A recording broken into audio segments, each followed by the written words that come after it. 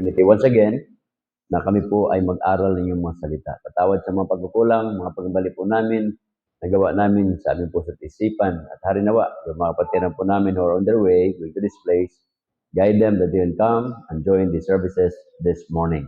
Lahat na ito aking dadalangin pinapasalamatan sa matamis sa pangalan ng Kristo, sa aming Diyos sa kabaligtas. Amen. Okay. Sige po. So, ang pag-aralan natin is all about church. Ano ho? The word church is used 115 times in our King James Version. So dito, ito yung Bible natin, ano ho? 115 times ginamit po ito. The Greek word, ang Grego na salita nito is ecclesia. So yun po yun. Greek word niya, ecclesia, derived from the verb ekkalio. Ito po yung compound word, ng ibig sabihin ay ek means out, and kaleo means to call or summon. Kaya ek and kaleo. Ek, ibig sabihin noon, exit. Doon natin makikita yung mga word na exit, di ba? Saan ba yun? Punta ka sa mga business establishment, mayroong mga entrance, exit. At kaya doon po yun, to compound word yung ikaliyo or ecclesia. Ek means exit, then kaleo means to call or summon. Ang ibig sabihin nito, called out from. That's literally the meaning is to call out, tinawag. Kaya tayo mga kapatid, tayo po ay tinawag ng Diyos. Tinawag tayo from this world at tayo po ay papunta sa langit, ano ho? Heavenly. Kaya tinawag tayo from the world system. Hindi ibig sabihin pagka-Kristyano na tumanggap na sa Panginoon, sabihin mo ay pastor, mamundok na lang po ako. Hindi po. Hindi ibig sabihin niyan na mamumundok tayo. Ang ibig sabihin niyan, tayo po ay tinawag ng Diyos, yung sistema ng mundo, yun po yung ating iiwanan. Ibig sabihin, alisan natin yung mga masasamang gawi. Kasi minsan pagka-Kristyano, sabihin, ay hindi na po ako mag-aral kasi Kristyano ako. Ay hindi na po ako magnegosyo. Ay hindi na po ako magtrabaho. Mamundok na lang po ako. Hindi po yon. Ang ibig sabihin, dyan mismo, from where you are, ikaw ay gagamitin ng Diyos na instrumento. Okay? So we are an instrument. Halimbawa lang si Pearl, nag-aaral. So gagamitin doon si Pearl sa kanyang workplace. Okay? Yun po yan. So, ano pa? The meaning of the church. So unang pag-aralan natin is the meaning of the church. The church is the New Testament institution. Yung church, ito, church. Kaya pag sinabi mong, what is a church? Halimbawa, magtatanong ako kay Hillary. Hillary, ano ibig sabihin ng church? Ano ibig sabihin ng church? Sa'yo?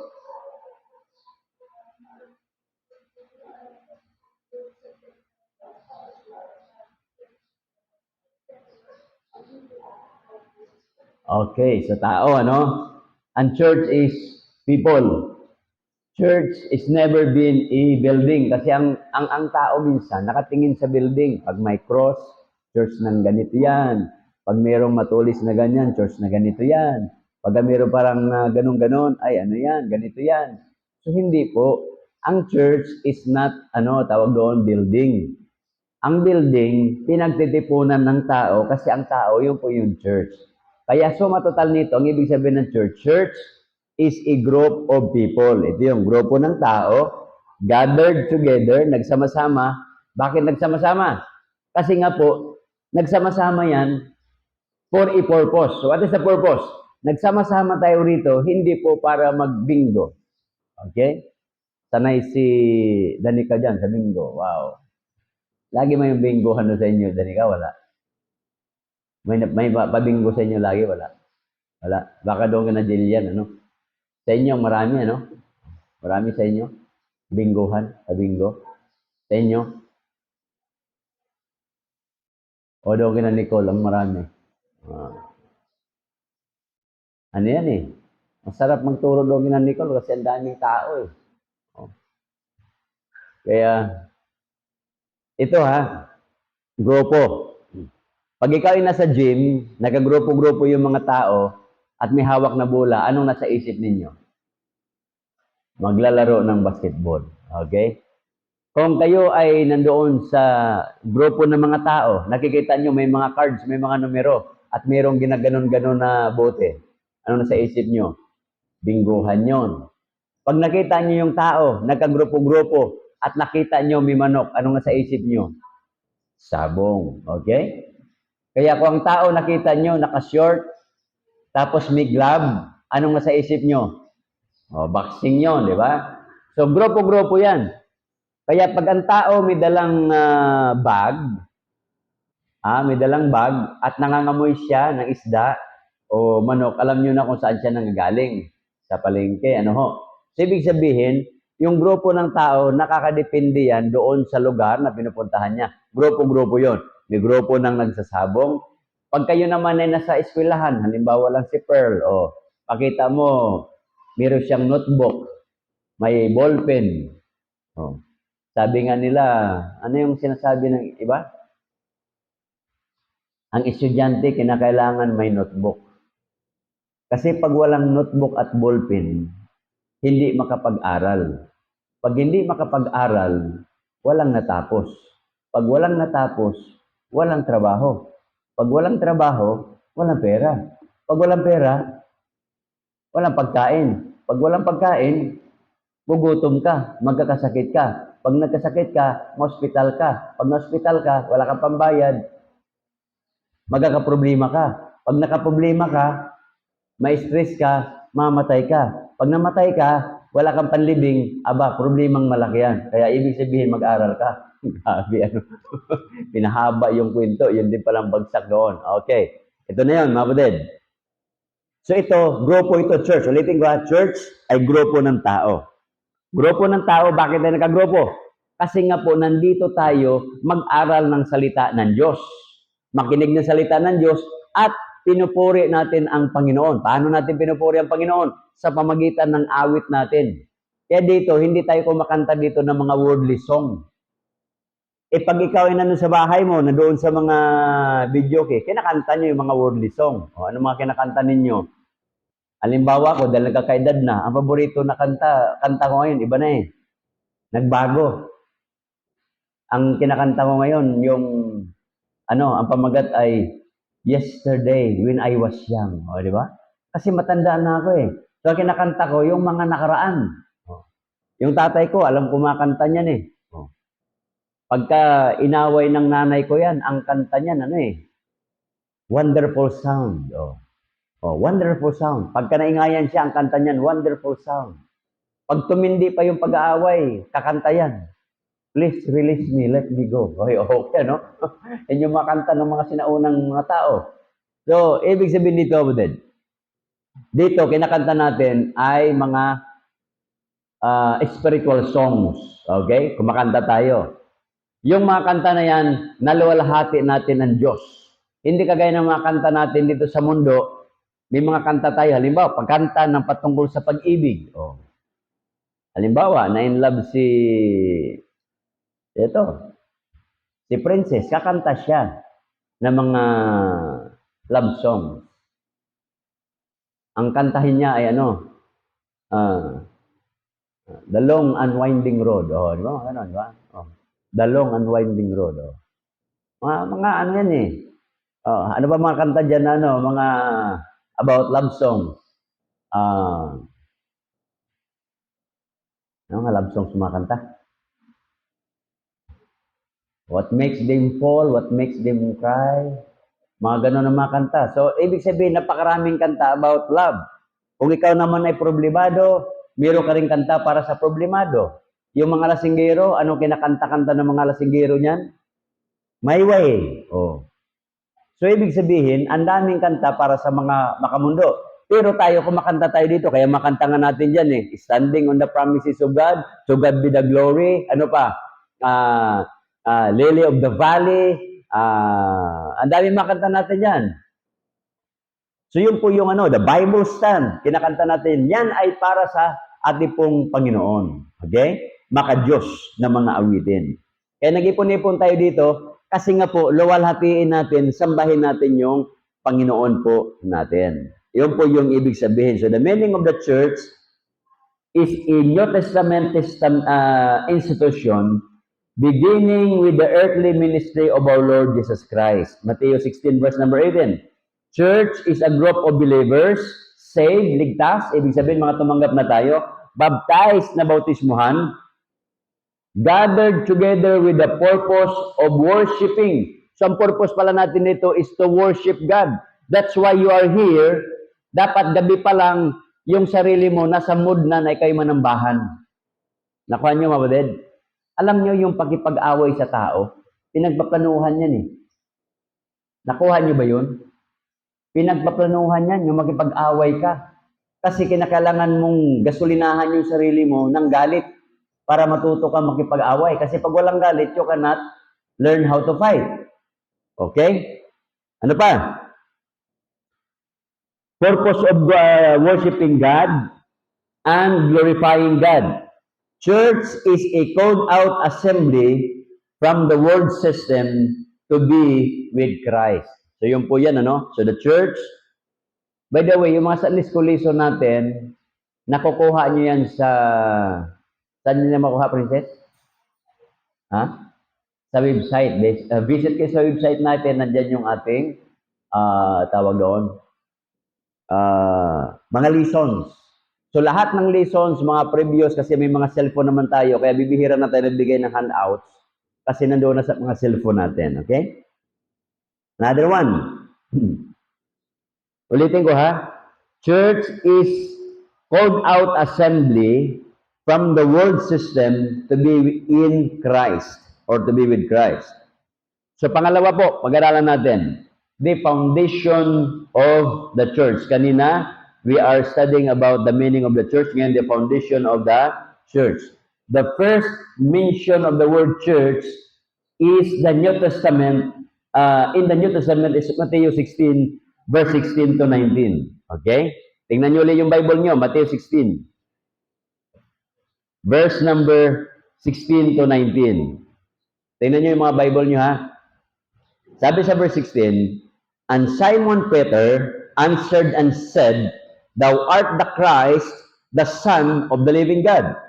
So sabi ni Pedro, kayo po ang Kristo. Kayo po ang Mesiyas. Kayo po ang anak ng buhay na Diyos. Verse number 17. Jesus answered and said unto him, Blessed art thou, Simon Bar-Jonah, for flesh and blood hath not revealed it unto thee, but my Father which is in heaven. Ito mga kapatid. Tanungin ko kayo ha. Si Alex, Ivy, kailan ka tumanggap sa Panginoon? July, ano? Month of July. Oh. Siya ang pinakabata natin na mananampalataya. July, August. Tama, July, August, di ba? September, 3 months pa lang siya. Tama, di ba? 3 months. Kaya batang-bata siya eh. Pero wala ka pang absent Ivy, no? Meron na, isa. Pag magbagyo, yun, magbagyo lang. Siyempre, baha eh. Tsaka may tubig sa kalsada.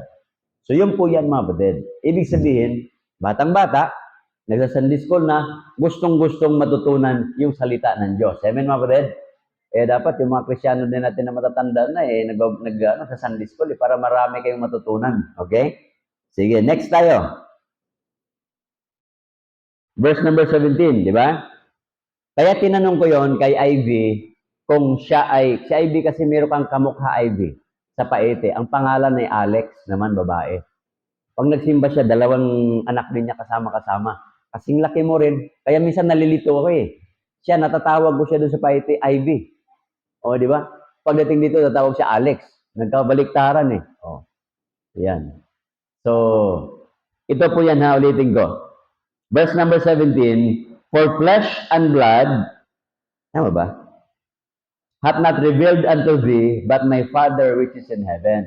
Tayo po mga patad ay tumanggap sa Panginoon. Tingnan nyo ha, nireveal ng Diyos yung kanyang sarili, ipinahayag ng Diyos yung kaligtasan, naunawaan po ninyo. Nakuha nyo ba yun? Hindi ho lahat ng tao na nakapakinig ng salita ng Diyos Para bang kahapon, nasusulwining kami. Yung isang bahay, sa pagsanghan kami, nasusulwining ko, sa isang bahay, sabi ko, ate, pwede bang madisturbo kita? Sabi niya, ayoko ng disturbo. Hindi po, magbibigay lang ako sa iyo ng Biblia. Ayoko ng Biblia. Isipin mo yan. Bigyan ko na nga lang siya, ayaw ko ng Biblia. Sabi ko, wala akong magawa kung ayaw mo. Pero libre po ito, walang bayad. Ayoko po. Sabi ko, grabe na mga tao rito. Bibigyan mo, ayaw.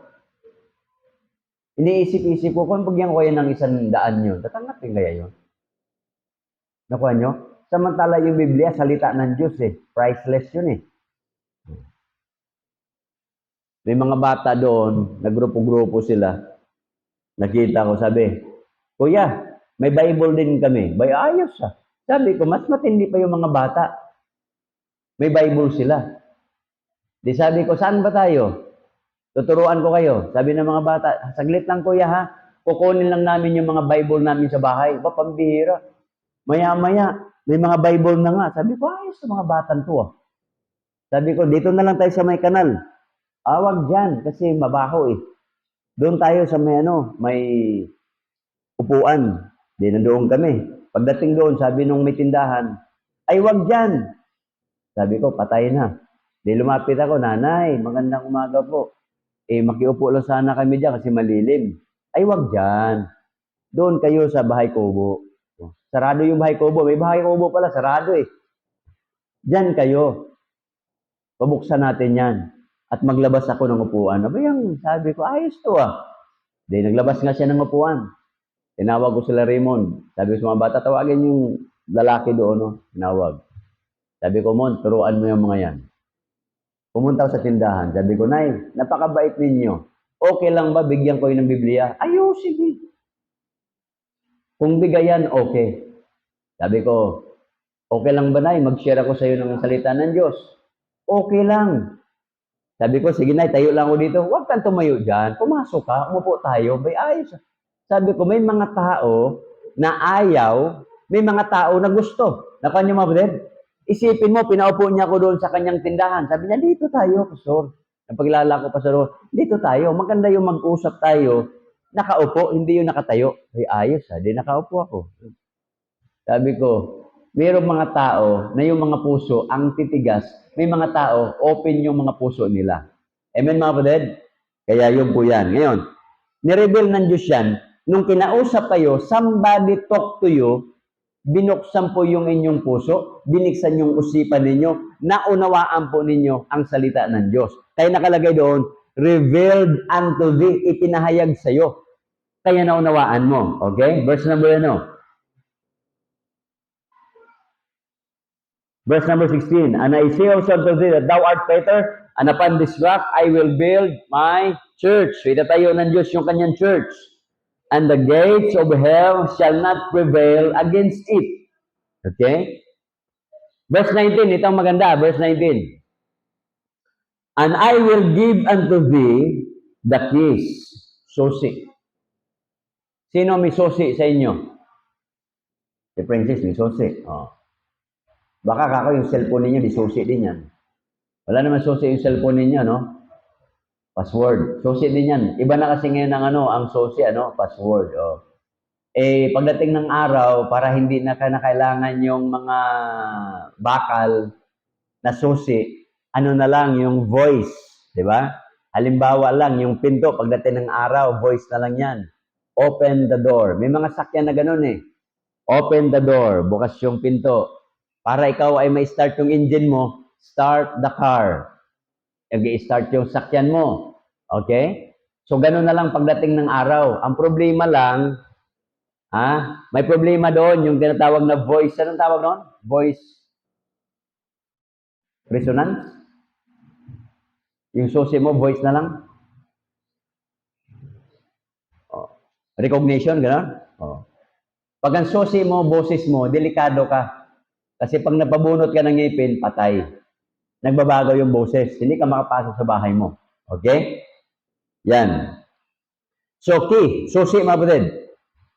Ang susi ho, tingnan nyo ha, may susi pala yung kalangitan.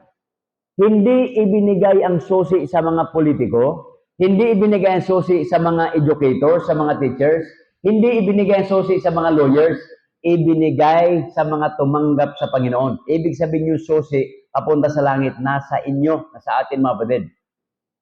Paano yung susi na yan? Pag kayo ay nang sulwining, sinususian nyo yung tao.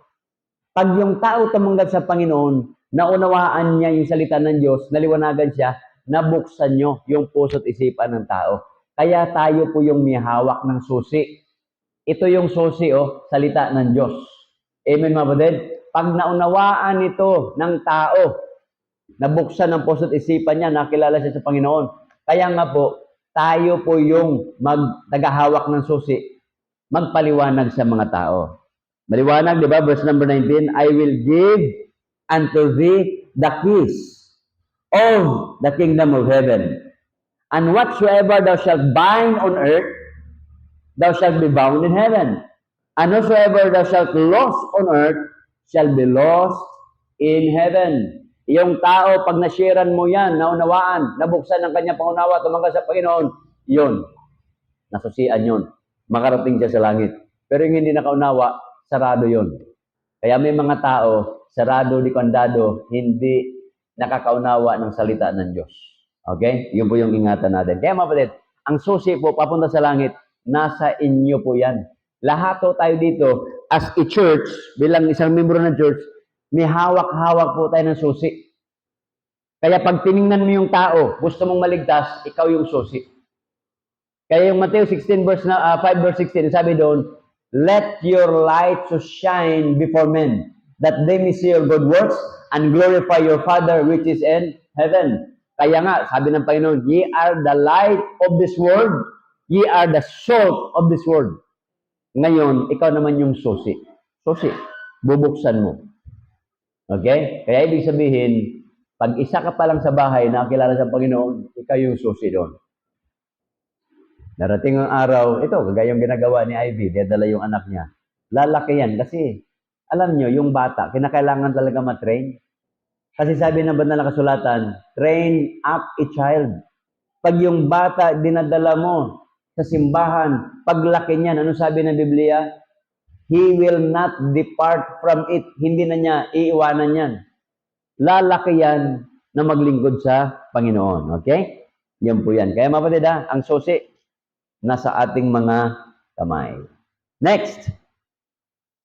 The church is built by Jesus Christ. Kaya sabi ng Panginoon, I will build. I will build. Di ba marami tayong mga I will? Halimbawa kayo, mga estudyante, sabihin ni Nicole, I will be a cum laude 4 years from now. Kaya ba yun, Nicole? Kaya? Cum laude pa? Okay ah. Ayos ah. Ito si Angel, graduate ka na, no? Kailan ka nag-graduate? This year din? Last year ikaw? 3 years. Matagal na. Kasi may mga nakalagay dyan, yung mga graduate eh. Ang ganda sana, mga nakagraduate lahat dyan, nakalagay. Cum laude, ano? Mga mukha, mga cum laude. Ayos yan. Kaya, nasa likod, yung tarpaulin. May tarpaulin dyan sa likod eh. Ano pa? This is the most important present occupations. Ano yun? Ano yung ano? This is the most important present occupation. Noong panahon ng Panginoon, yun yung pinakamahalagang occupation na itinayo ng Diyos. Ano yun? To build a church. Hindi itinayo ng Diyos yung kumpanya. Hindi itinayo ng Diyos yung kanyang university. Hindi itinayo ng Diyos yung hospital. Hindi itinayo ng Diyos yung airline company. Ang tinayo ng Panginoon, church. Yun yung pinakamahalaga. Kaya ang tawag doon is the most important present occupation. Another one, the church is built upon Christ. The rock upon which the church is built is Christ Himself, not Peter. Hindi po si Pedro ang tagataya-tatag ng simbahan. Ang nagtayo ng church, ay ang Panginoong Hesukristo. Okay, 1 Corinthians 3:11. Tingnan natin, 1 Corinthians chapter 3, verse 11. 1 Corinthians chapter 3, verse number 11. Sabi po na banal na kasulatan, "For other foundation can no man lay than that is laid, which is Jesus Christ." Kaya wala talagang ibang tagapagtayo ng simbahan, no other than our Lord Jesus Christ. Then, 1 Corinthians 10 verse 4. 1 Corinthians chapter 10 verse 4. Sabi po na banal kasulatan, "And did all drink the same spiritual drink, for they drank of that spiritual rock that followed them, and that rock was Christ." Kaya sabi ng Panginoon, "Upon this rock, I will build my church." Hindi si Pedro, kasi ang Pedro, ang ibig sabihin noon, Petros, stone, maliit na bato. Ang Panginoon Kristo, yun po yung tawag doon, malaking bato. Okay, rock. Kaya nakalagay dyan, that rock was Christ. Kaya sabi ng Panginoon, upon this rock. Ang tinutukoy doon, upon Jesus Christ, itatayo ang church. Ephesians chapter 2, verse 20. Ephesians chapter 2, verse 20. Sabi po na ba na kasulatan, "And art built upon the foundations of the apostles and prophets, Jesus Christ himself being the chief cornerstone." So our Lord Jesus Christ is the chief cornerstone. Another one, 1 Peter chapter 2, verse 6. 1 Peter chapter 2, verse 6. "Wherefore also it is contained in the scripture, Behold, I lay in Zion chief cornerstone, elect, precious, and he that believeth on him shall not be confounded." So yun po yan, mga batid. Ang Panginoon po natin, chief cornerstone. Another one, the church did not exist until Christ came. So wala pa si Kristo, walang church. Nung dumating ang Panginoon sa Kristo, that was the beginning na nagkakaroon ng church. Okay? So pagdating ng Panginoon, kasi siya yung founder, saka lang nagkaroon ng church. Okay? By the way, ang church, nagsimula po yan sa Jerusalem. "I will build my church." This means that Christ is the sole head of the church. He has given this position to no man, not even Peter, and his so-called successor. So, hindi niya ipinagatiwala kay Pedro o sa 12 alagad para magtayo ng church. Ang nagtayo ng church mismo, no other than our Lord Jesus Christ. Christ is also the sole legislator. Pag sinabing legislator, tagagawa ng ano yan, batas, lawgiver of the church. Kaya ang church dito, mga batid, hindi pwedeng magawa ng batas ang kongreso, senado, yung mga kagawad ng barangay at mga konsehal ng munisipyo or syudad. Hindi pwedeng gagawa ng batas patungkol sa church. Nakuha nyo? Wala. Kasi ang church, pagmamayari ng Diyos, hindi pagmamayari ng gobyerno. Hindi pagmamayari ng sinumang tao. Ang Panginoong Kristo na nagmamayari nito, siya rin ang lawgiver, nagbibigay. At ang law niya, nandito na ho. The Bible is the law of God. Okay? Yan po yan. Another one. The church itself has no lawmaking powers. Its sole purpose is to obey those laws that Christ was given in His Word. So kung anong sinabi ng Biblia, yun lang yung sundin natin. Pag sinabi ng Biblia, ang linggo ay araw ng pananambahan, nagsisimba tayo sa araw ng linggo. Meron lang exemption doon sa Saudi, kasi ang pananambahan doon ng mga tao, Friday. Kaya yung mga Kristiyano doon, hindi makapagsimba ng linggo kasi may pasok sila pag linggo. So Friday rin sila nanambahan. Ako yung natutuwa naman kasi may mga membro, text sa akin, Pastor, nandito po ako sa Riyadh, nandito po ako sa Dubai. May church po ba dito? Hahanap naman ako. Sige, hanap yan. So may nakontak ako. Okay, ito yung ano niya. Maganda rin yung yung ngayon, social media, di ba? Ito po yung tao na naghahanap. I-send mo lang sa kanya. Okay, Pastor, nakontak ko na. Ang bilis, ano? Samantalang nung araw, magtelegrama ka pa, magsusulat ka pa, isang buwan muna, di ba?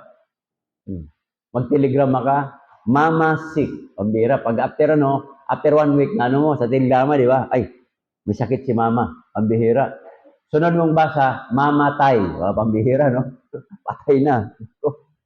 Pag-uwi mo, wala na doon. Yeah, mahirap. Another one, the church will be preserved through all generation. Kaya itong church, mga kapatid, na-preserve po ito through all generation. Paano na-preserve? Lahat ng tao rito, tayo, ako, mamamatay. Di ba? So darating ang araw, kayo rin ay kukunin ng Panginoon, pero yung sunod na henerasyon, tuloy-tuloy po yan. Nakuha nyo? Kaya nga ganito mawala yung magulang natin, tayong pumalit. Pag nawala na rin tayo, yung mga anak natin pumalit. Pag nawala yung mga anak natin, mga apo natin, kapapuhan. Ganun lang po kasimple yan. Throughout generation, papalitan. The same with the church. Kaya sabi ng Panginoon, the gates of hell shall not prevail against it.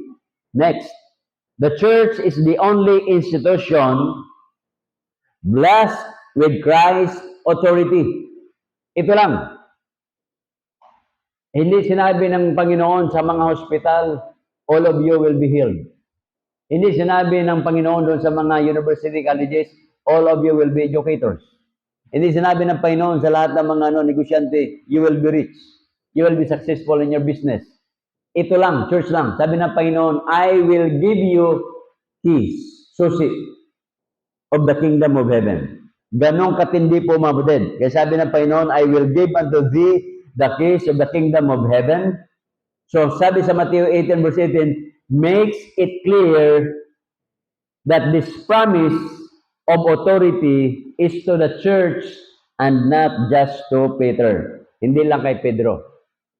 Okay? Sa church, tayo ang pinangakuan. Next,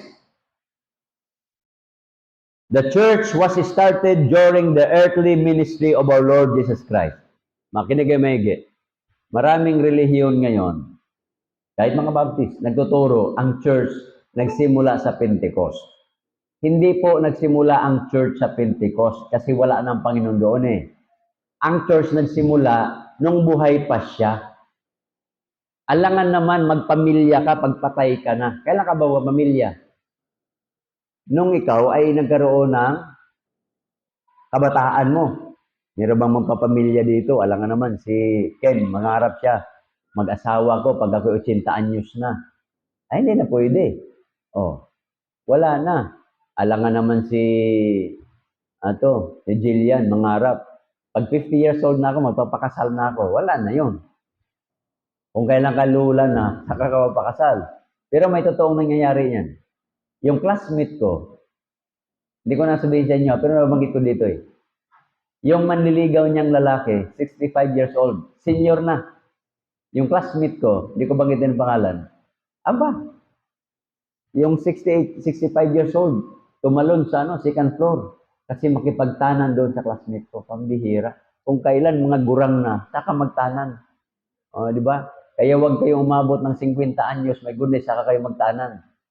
Kasi yung mga nagtatanan na alam ko, yung mga 16, 17, 18, hanggang mga 22. Pero pag mga 22 pataas na, wala na yun. Kasi mga na yun may mga edad na yun Kaya yun po yan. Okay? Kaya yung church, ulitin ko yung church nagsimula during the earthly ministry of our Lord Jesus Christ. Kaya yung date nga ng church, around 30 to 33 AD. Kaya pag nagtanong kayo, gaano na ba katanda ang church? Ito, church na ito. Saan ba galing to? May pinanggalingan po ito. Okay? Halimbawa lang, Si Danica. Si Danica ay salis yan eh. Wag lang Englishin. Oh. Kasi mag-iba ng kahulugan ng pang-apelyido niya eh. Pagka in English mo yung apelyido niya, iba na yon. Danica Sales. So, ang bihira, no? Tama ba, Danica? Yeah. So, siya ay salis. Kaya siya salis, yung tatay niya salis. Bakit salis yung tatay niya? Kasi yung tatay ng tatay niya salis. Bakit salis yung tatay niya? Kasi yung tatay ng tatay niya, ibig sabihin, yung lolo ng kalululuhan niya. Nakuha niyo ba mga kapatid? May pinanggalingan. Para ba magtanim ka ng mangga? Tanim ka ng mangga. Tinanim mo. Mag-expect ka ba na yung mangga, pagdating ng araw, magiging saging? Nakuha niyo ba? Sa kanta lang yan ng mga ninuno natin kasi sa sobrang talino nila, grabe. Yung mga ninuno natin, pagka nag-ano yun, yung araw, hindi ko nga maintindihan yan hanggang ngayon eh. Sabi ko, sobrang talino ng mga ninuno natin. Kasi yung kanta nila, ako ay magtanim, isang pirasong luya, tumubo ay gabi, namunga ay mangga, sungkitin, hinog na papaya, nahulog sa lupa, magandang dalaga. At tanim ka lang ng luya, napunta sa dalaga eh. Grabing evolution yan. Kanta ng mga evolutionist yan eh. Nag-i-evolve yung luya, nagiging dalaga. Grabe yun. So, ang ibig sabihin, pinapatunayan noon, mula sa kiti-kiti, nagiging unggoy, nagiging ikaw na't ako. Grabe katindi yun. So, yun ay mga evolutionist po yan. Ibig sabihin, we don't evolve. Itong church, hindi po ito nag-i-evolve. May pinanggalingan po ito. Yung santol dito, para bang ako, nung sa Vietnam, nakabili ako ng atis. Laki ng atis, oh. Ganyan. Laki. Sabi ko, ngayon lang ako nakita ng atis. Pag kinain ko, ang tamis. Bawal kang puslit papunta rito. Bawal eh. Ang ginawa ko, pinaglulunok ko yung buto. Alam nyo na ang kwento noon. Huwag nyo nang tanungin, ha? Okay.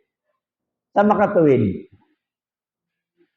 tumubo yung atis dito. Okay? Kaso lang, hindi naman kagaya ng lupa doon sa Vietnam. Nakuha nyo?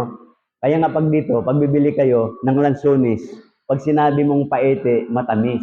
Kasi iba po yung bulubundukin ng lansones. Pero pag bumili ka ng San Pablo, iba din yung tamis. Pag bumili ka ng lansones Mindoro, iba din yon. Pag bumili ka ng lansones Camiguin, iba din yon. Pag bumili ka ng lansones ng Davao, iba rin yon. Magkakaiba po ang lasa noon kasi nga po magkakaiba ng lupa. Sasabihin ka sa palengke, bili na po kayo ng markot na tawag doon, Gimaras Mingo. Napakaganda po niyan kasi Gimaras po yan. Itanim mo po yan dito. Hindi po yan Gimaras Mingo. Kasi yung Gimaras, isla po yon. Tabi ng dagat. Dito, walang dagat. Kaya pag namunga yung Gimaras Mingo dito, mangga pa rin yun. Nakuha niyo mga kapatid? Kaya nga, magtataka ako eh. Nung bumili ako ng grapes, yung bahay namin may grapes eh. Ang daming bunga ngayon. As in, marami. Sabi ng binilhan ko doon sa palengke, nako sir, napakatamis ng bunga niyan. Nung namunga na, nako, mas maigi pa yung suka. Yung suka, mas okay pa yung suka eh. Yung mukha mo, hindi ka maging karding eh. Pero yun, pag kinain mo isang piraso, grabe. Oh. Sabi sa akin, Pastor, baka mayroong fertilizer yan. Oo nga, no? Hindi ko naman alam kung anong abono ilagay dyan para tumamis. Hindi naman pwedeng lalagyan ko ng asukal yung puno. Di ba? Hindi naman fertilizer yun. Ini-YouTube ko, ano ang pampatamis ng ano. Wala namang gano'n. Walang naglalagay doon eh. So yun po yan. Ibig sabihin, ang point ko doon, tinanim mo, either matamis or hindi, ang bunga pa rin niya, ubas. Nakuha nyo? Ubas. The same. Kung ano yung sinabi niya noon, ubas pa rin yun. Pero meron ako isang ano doon. Tamang analysis. Pag markot pala, tingnan nyo ha, doon sa may Marikina, merong ano doon, ubas, nandoon na sa third floor. Sabi ko sa matanda, Tay, ilang taon na po yung ubas nyo? Sabi niya, abay iho, nung itinanim ko yan, Mag-18 years old pa lang ako, binata pa ako. Ngayon ho, may mga apo na ako. Sabi ko, di yan ay mga nasa 50 years old na. Ay, oo, 50 years old na yan. Abay, kasing laki na ng binti ko yung puno. Nandoon sa third floor niya. Sabi ko, ano po ang naobserbahan nyo? Sabi niya ay ganito. Nung yan ay kabataan pa lang, ang tamis ho niyan at ang lalaki. Ngayon po, abay nung tumanda na, nandoon sa third floor, parang alateris na lang. At asim na. Ayun pala yun. Kaya doon pala sinasabi nilang matatanda, pag matanda na, may asim pa. Umaasim na pala yung okay, bunga. Pero, isang puno pa lang. Yun po yan, mabaded. So, yung church na ito, nila nyo ha, saan ito nanggaling? Paite. Saan nanggaling ang Paite? 1993 doon eh. Nanggaling ito sa Cainta, kay Pastor Bing. 1978. Saan ba galing yung Cainta? Galing po yan ng Mandaluyong, 1952. Saan galing yung Mandaluyong? Doon, sa Missouri. Missouri, sa Amerika. 18th century. Kaya pag sinugod mo yung mga kaninuan natin, lalabas yan sa kapanahunan ng mga apostol. Nakuha niyo mga buded? Para bang ikaw, ako, Alcala, saan ba ako galing? Di sa tatay ko. Saan galing tatay ko? Di sa tatay niya. Saan galing tatay niya? Galing na ano yun eh. Galing ng Lucena, Pagbilao area. Isa ba galing yung mga Alcala dyan? Ayun, galing sa mga Espanyol na pumunta rito. Nakuha niyo mga buded? Masususog mo yung pinanggalingan mo. Kaya nung nasa South Korea ako, merong katabi ako, nag-aral doon sa West Coast. Pagwapong lalaki. Sabi ko ba, kamukha ko to ah. Sabi no? Gwapong binata eh. Sabi ko, do you know how to speak English? Sabi niya, yeah. Pintuhan kami. Sabi niya sa akin, I am Hector ba yun? Parang gano'n, Hector. Hector Alcala. So we have the same surname. So I came from Mexico. Ang bira, ano pala to, Mexicano. Kaya sabi ko, parang gwapo, kasing gwapo ko lang eh. So ang point doon, nagkapanatag ang loob namin. Kung bakit siya Alcala? Kasi nga may pinanggalingan. Nakuha niyo mga kapatid? The same with you. Kaya itong church na ito, mayroong pinanggalingan po ito kaninunuan. Pag trinase natin yan, doon po yan babalik sa sinimulan ng ating Panginoong Kristo. Okay? Yan. Natin, i-close natin.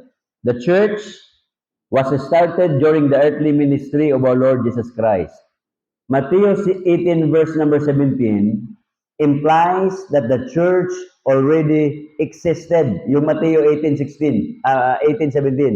Yung Acts chapter 2 verse number 41, those who are saved on that day of the Pentecost were added to the congregation which already existed. Okay? Buksan natin Acts chapter 2. Acts 2. As we close. Basahin natin. Acts chapter 2, verse number 41. Ready? Read. And they that gladly received his word were baptized. The same day there were added unto them about 3,000 souls.